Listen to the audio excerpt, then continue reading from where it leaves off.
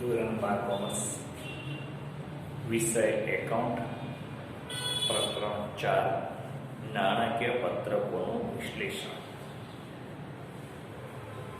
અગાઉ આપણે ધોરણ 11 ની અંદર નાણાકીય પત્રકો વિશે જોઈ ગયા છીએ.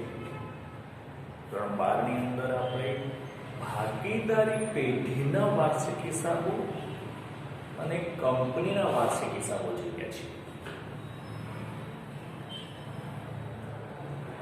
આપણને ખબર છે કે વાર્ષિક હિસાબોની અંદર વેપાર ખાતું, નફા નુકસાન ખાતું અને પાકો સમય, આ ત્રણ બાબતો મહત્વની છે.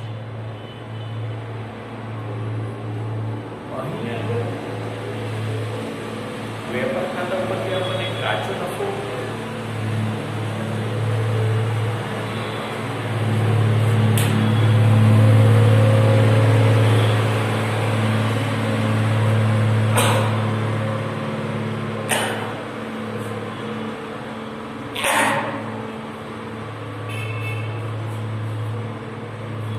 નફા નુકસાન ખાતા પરથી ચોખ્ખો નફો અને પાકા સમય ઉપરથી ધંધાની આર્થિક પરિસ્થિતિ જાણવામાં આવે છે. અહીં આગળ આપણે નાણાકીય પત્રકોનું વિશ્લેષણ કરવાનું છે. તો અહીં આગળ નાણાકીય પત્રકોનું વિશ્લેષણ એટલે શું?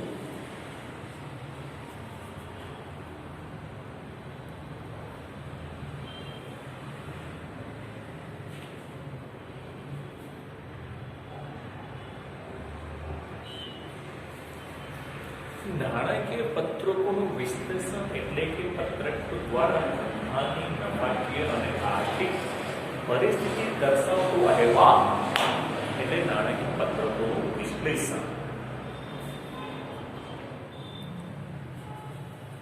અહીં નફાકારકતાના પત્રકો,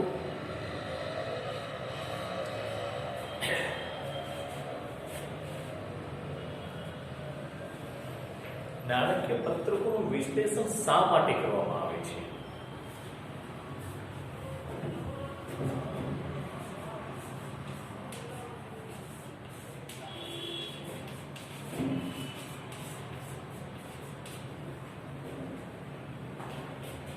ધંધામાં વર્ષ દરમિયાન થયેલા વ્યવહારો દ્વારા નફો કે નુકસાન જાણવા માટે નાણાકીય પત્રકોનું વિશ્લેષણ કરવું પડે છે. તેમજ આર્થિક સ્થિતિ,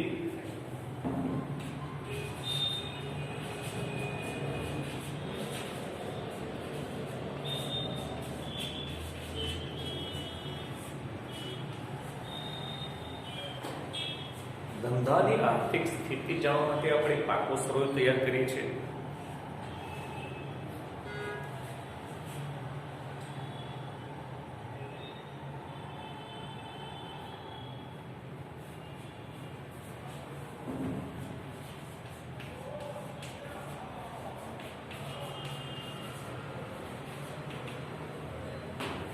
રોકડ પ્રવાહની સ્થિતિ, ધંધામાં રોકડનો પ્રવાહ કેવો છે તેની સ્થિતિ જાણવા માટે નાણાકીય પત્રકો દ્વારા આપણે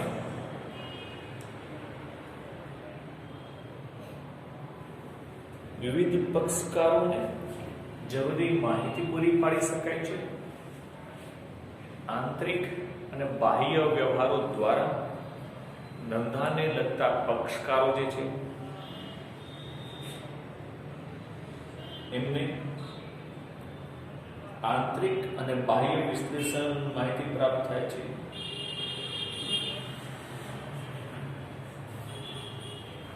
અહીં આગળ નાણાકીય પત્રકોને આડા અને ઊભા સ્વરૂપે રજૂ કરી શકાય છે.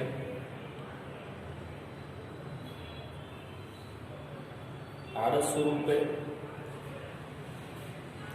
વર્ષને આડા 13, 14, 15, 16 પ્રમાણમાં ગોઠવીને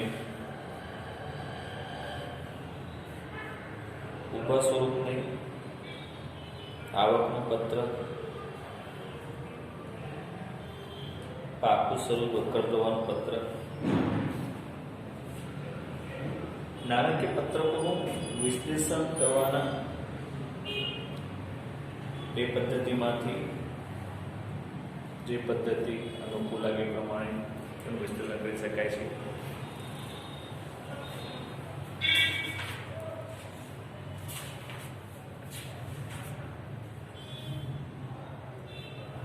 સમયના આધારે નાણાકીય પત્રકોનું વિશ્લેષણ કરી શકાય છે. લાંબા ગાળાનું વિશ્લેષણ, ટૂંકા ગાળાનું વિશ્લેષણ. જ્યારે 1 વર્ષના પત્રકોનું વિશ્લેષણ કરવામાં આવે તેને ટૂંકા ગાળાનું વિશ્લેષણ કરવામાં આવે છે, અને જ્યારે 1 વર્ષ કરતાં વધારે સમય બાદ પત્રકોનું વિશ્લેષણ કરવામાં આવે તેને લાંબા ગાળાનું વિશ્લેષણ તેને કહેવામાં આવે છે.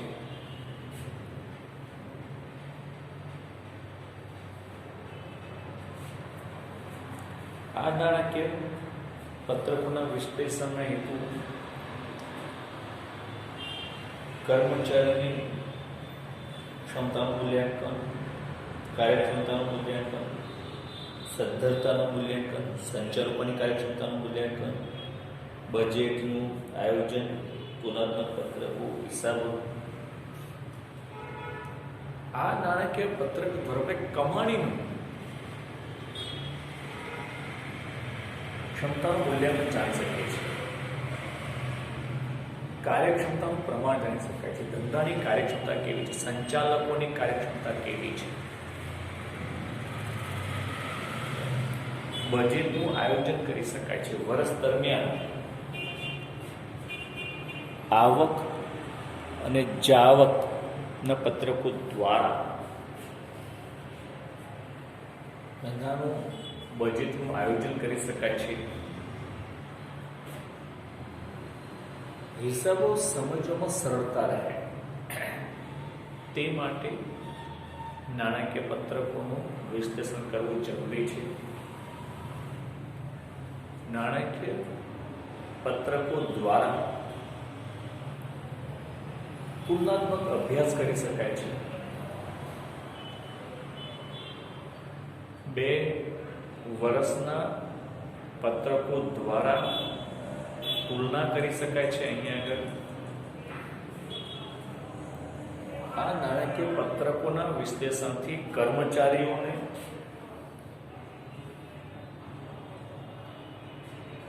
કમાણીની, ધંધાની સ્થિતિ, કમાણીની સ્થિતિ એટલે કે નફો કે નુકસાન જાણવા માટે નાણાકીય પત્રકોનું વિશ્લેષણ કરવું પડે છે. સાથે સાથે ધંધાની આર્થિક પરિસ્થિતિ આપણે નાણાકીય પત્રકોની અંદર પાકો સર્વે બનાવીએ છીએ. પાકા સર્વેની અંદર ડાબી બાજુ આપણે મૂડી અને દેવા દર્શાવીએ છીએ, જમણી બાજુ મિલકતો અને લેણા દર્શાવીએ છીએ. ધંધામાં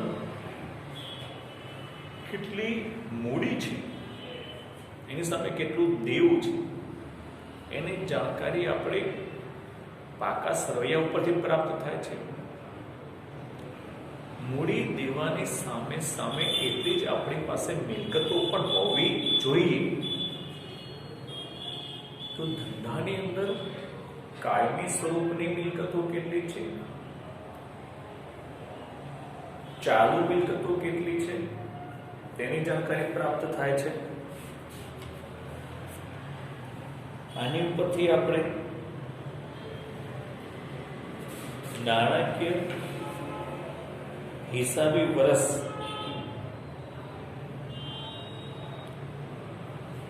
દ્વારા ધંધાની પરિણામ અને પરિસ્થિતિ એ બે જાણી શકાય છે. આપણે અહીંયા નાણાકીય વિશ્લેષણના તબક્કાઓ. નાણાકીય વિશ્લેષણના તબક્કાઓને પહેલો તબક્કો છે માળખાકીય ગોઠવણી. માળખાકીય ગોઠવણીની અંદર સૌપ્રથમ ચોખ્ખો નફો, એ વેચાણને આધારે ચોખ્ખા નફાનો દર શોધી શકાય છે. આપણે કુલ વેચાણ ઉપરથી એના દરને આધારે આપણે ચોખ્ખા નફાનું ગોઠવણી કરી શકીએ છીએ. સરખામણી અહીં આગળ આપણે 2 વર્ષના નફા નુકસાનનું પત્રક અને પાકો સરવાળો, આ 2 પત્રકો ઉપરથી ધંધાની ગયા વર્ષની અને ચાલુ વર્ષની પરિસ્થિતિની સરખામણી કરી શકાય છે.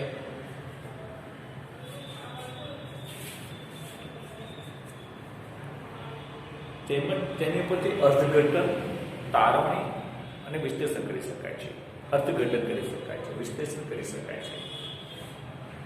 તુલનાત્મકના પત્રકો દ્વારા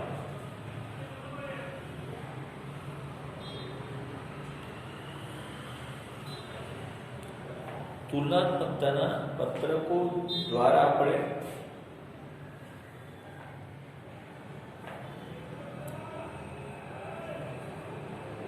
ધંધાની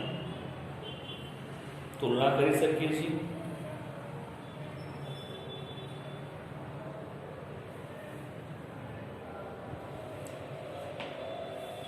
સમાન માપના પત્રકો દ્વારા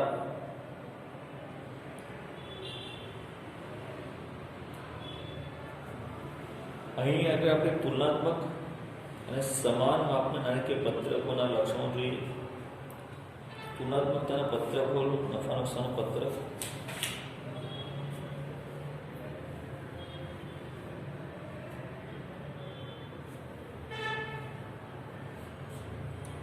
તુલનાત્મકતાના પત્રકની અંદર તુલનાત્મકતાનું પત્રક જો પેજ નંબર 166 ઉપર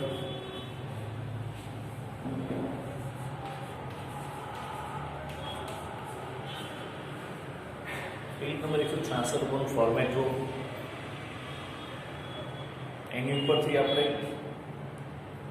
તુલનાત્મકતાનું નફા નુકસાનનું પત્રકનું માળખું છે એ કેવી રીતે તે કરે એ તમારે તૈયાર કરવાનું છે.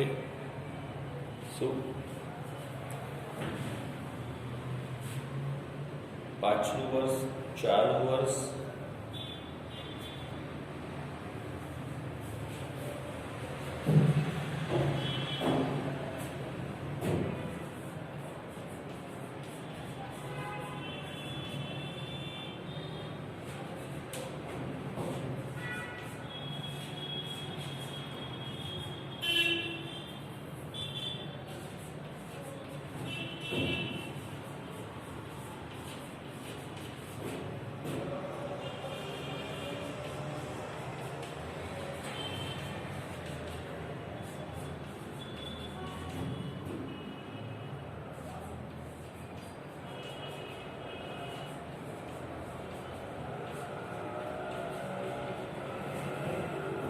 આવી રીતે તુલનાત્મકતાના પત્રકની અંદર પાછલા વર્ષની વિગત એટલે કે 2015ની વિગત, ચાલુ વર્ષની વિગત હોય તો 2016-15 પર વધારો ઘટાડો, ઉપજ હોય, વેચાણ હોય, અન્ય હોય તો પાછલા વર્ષની સરખામણીમાં ચાલુ વર્ષે કેટલો વધારો ઘટાડો થયો તે રૂપિયામાં દર્શાવવામાં આવે છે.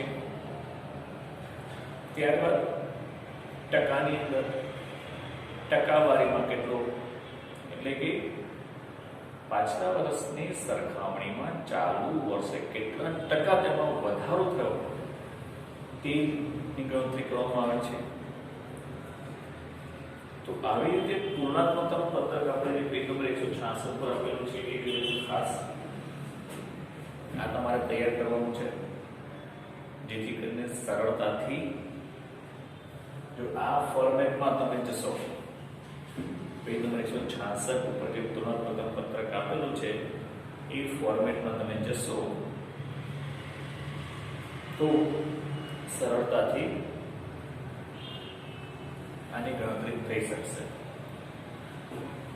પેજ નંબર 166 જોઈ લો, એમાં પત્રકનું ફોર્મેટ જુઓ.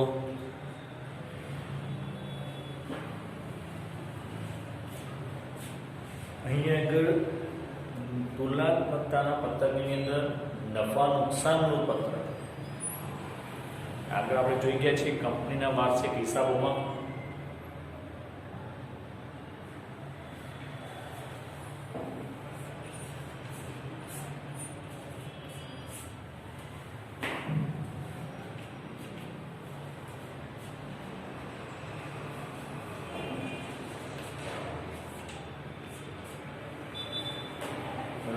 નફા નુકસાનનું પત્રક છે. પેજ નંબર 126 131 ઉપર પાકા સરવૈયાનું એક ખાસ ફોર્મેટ એ તમારે તૈયાર કરવાના છે. બરોબર.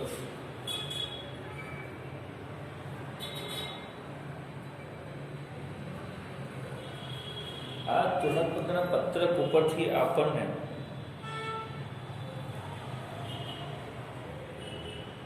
અલગ અલગ ભાગોનું આપણે વલણ જાણી શકીએ છીએ કે નફામાં સ્થિરતા છે કે વધારો ઘટાડો છે, એની જાણકારી આપણે તુલનાત્મકતાના પત્રક ઉપરથી આપણે મેળવી શકાય છે. એટલા માટે અહીં આગળ નાણાકીય પત્રકોનું વિશ્લેષણ કરતી વખતે તુલનાત્મકતાના પત્રકોને ધ્યાનમાં લેવામાં આવે છે.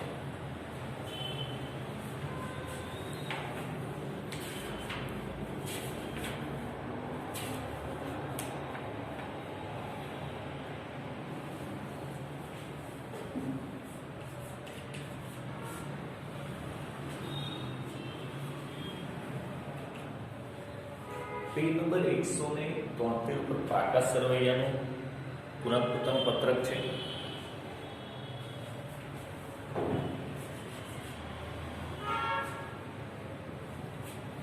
આ નફા નુકસાનનું અને પાકું સરવૈયાનું આ બે પત્રકોને આધારે આપણે નાણાકીય પત્રકોનું વિશ્લેષણ કરવાનું છે.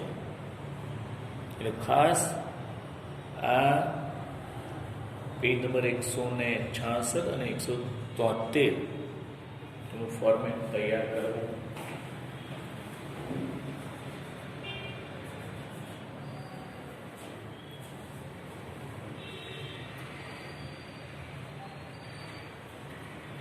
વિદ્યાર્થીઓ ખાસ તમે પેજ નંબર 166 ઉપરનું નફા નુકસાનનું પત્રક અને પેજ નંબર 173 ઉપરનું પાકું સરવૈયું, આ બે પત્રકો તમારે ખાસ તૈયાર કરવાના છે. બરાબર. એના ઉપરથી જે તુલનાત્મકતાનું ફોર્મેટ છે, શું આ પેજ નંબરના 166 અને 173 નંબરના ફોર્મેટો ખાસ તૈયાર કરવાના છે વિદ્યાર્થીઓ તમારે.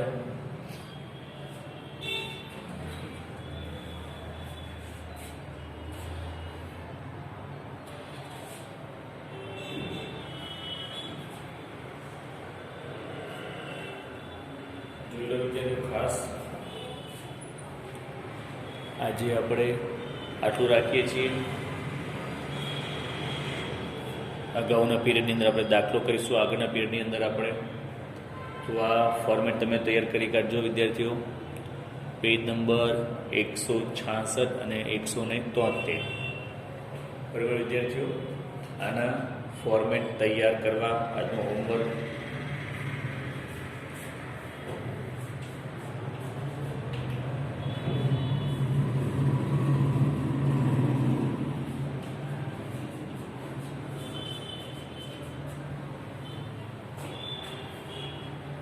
વિદ્યાર્થીઓ આજે આપણે આટલું રાખીએ છીએ. આજના હોમવર્કમાં તમે પેજ નંબર 166 અને પેજ નંબર 173 ના ફોર્મેટ તૈયાર કરશો.